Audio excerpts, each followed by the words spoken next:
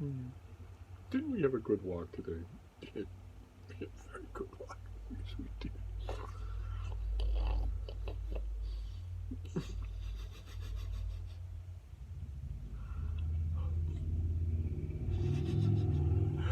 Hello, BookTube, and welcome to your Daily Penguin. This is our tour through my Penguin Classic wall, book by book and author by author. It's a tremendous amount of fun, and today we have something that hasn't happened often enough. We have a handful of books. The reason I say that hasn't happened often enough is because if that doesn't start to happen a lot more often, we're not going to finish this Penguin Classic wall before the year is out, and I'm not going to do this next year. So I don't know what we're going to do about that. But in the meantime, here we have a handful, because it's a whole author, all blocked together. The next thing that I encountered was a block of an author. And the handful is a little too big because it includes duplicates. The author is Nathaniel Hawthorne, the author of The Scarlet Letter, and also the author of The Scarlet Letter, the author of The Marble Fawn, and also the author of The Marble Fawn. That is just ridiculous. There we have Selected Tales and Sketches. Great. That's fantastic. You'll notice what's not here. There's quite a bit that's not here. The main thing being The House of the Seven Gables, which is not here, and I know why it's not here. It's not a just happenstance. It's not bad luck on my part. It's that the two Penguin Classics that I have seen of The House of the Seven Gables are ugly. I just haven't wanted them.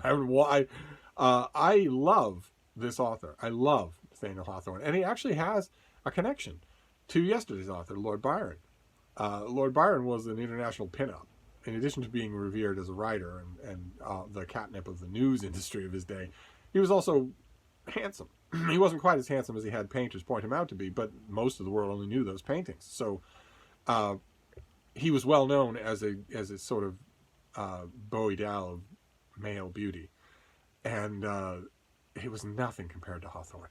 Nothing.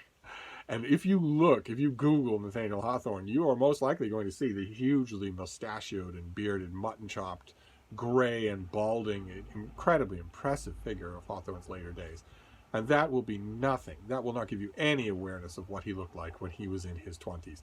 When he was in his 20s, he visited the Peabody sisters, one of whom he would marry.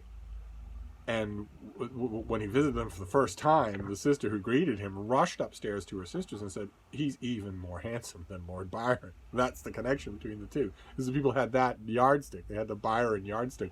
And even those sisters had no idea what Hawthorne looked like when he was an undergraduate at Bowdoin College. It was off the charts, and he knew it. He was a little bit of a vain youth when there wasn't anyone in his college town that didn't notice how heart-stoppingly gorgeous he was. He would go to the local tavern and just pull his hat down over his eyes because he knew that everyone was looking at him.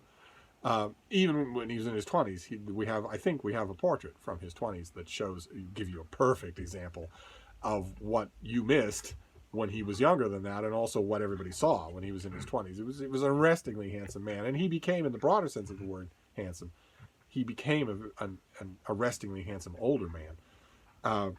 And this is perhaps germane to his connection with Herman Melville, but one way or another, in addition to his mere looks, I also think he's a great author. And it's typical that when you say that about Hawthorne, people are going to expect that you're talking about The Scarlet Letter. But I think The House of the Seven Gables is a great American novel. I believe that it is every bit as powerful a novel as Moby Dick. It's just, it doesn't have the weirdness. It doesn't have the unaccountability. It doesn't feel like a thing from another world, the way Moby Dick does. But in every other way, especially in composition, it's utterly astonishing. Just utterly astonishing. And I don't have it as a Penguin Classic because the Penguin Classic versions that I have seen are ugly. Instead, I have it as this old Bantam Classic that I just love. Look at that. Here's the house with one light on, and the blue filter there on this photograph that renders it almost like a painting. I love some of these old penguin old Bantams, so I just have that instead of any Penguin Classic of The House of the Seven Gables or any other version of. I have only one copy of The House of the Seven Gables here in the house. It's this. But in terms of these others, I have two copies of The Scarlet Letter. One is edited by Thomas Connolly with an introduction by Robert Milder. The other is edited by Thomas Connolly and has a different introduction by Nina Bain. There is absolutely no... I've read every single kind of introduction to the Scarlet Letter. They are, to say it mildly, programmatic, so I do not need these 2 books. I do not need 2 copies of this, even though getting rid of one of them means getting rid of original work that isn't in the other one. I still don't need it. It's the edition that I care about. I don't remember the introductions to either one of these being outstanding enough to reread them. So I'm more than likely to keep this one and just get rid of this one. That's one of the reasons that I'm doing this penguin thing, is so that I can pare down my collection, make room for more penguins. And the same thing is true with these Marble Fawns. The Marble Fawn is a less known Hawthorne novel. It's weird. It's impressionistic and passionate and wild, especially its final third. If you were to try to cut off that final third and hand it to you without any attribution, I don't think that most people who know Hawthorne from the Scarlet Letter would even guess that he was the author. But you can see already, right? This is just a detail of this. So I only need one of these. Well, let's see if we have duplication again. This is edited by Richard Broadhead, and this is edited by Richard Broadhead. This is the exact same thing. They just have a different cover. So do I want the old style block white writing with the color-coded banner on the top, or do I want the script writing? I probably want the script writing, even though I prefer the whole statue. One way or another, I don't need 2 of these. It's the exact same thing. And the same thing is true with the selected tales and sketches, which has here. Let's take a look at what this has in it, because there's one particular thing that I love, and I don't think this has it. Yeah, no, this is all the famous short stories of Nathaniel Hawthorne. But there's another thing that he wrote called a wonder book, and I love it. I absolutely love a wonder book. It's written for children, but I love it anyway. And as was true with most books of this period that are written for children, there's a lot going on there that children won't understand. It was definitely meant for adults to like as well.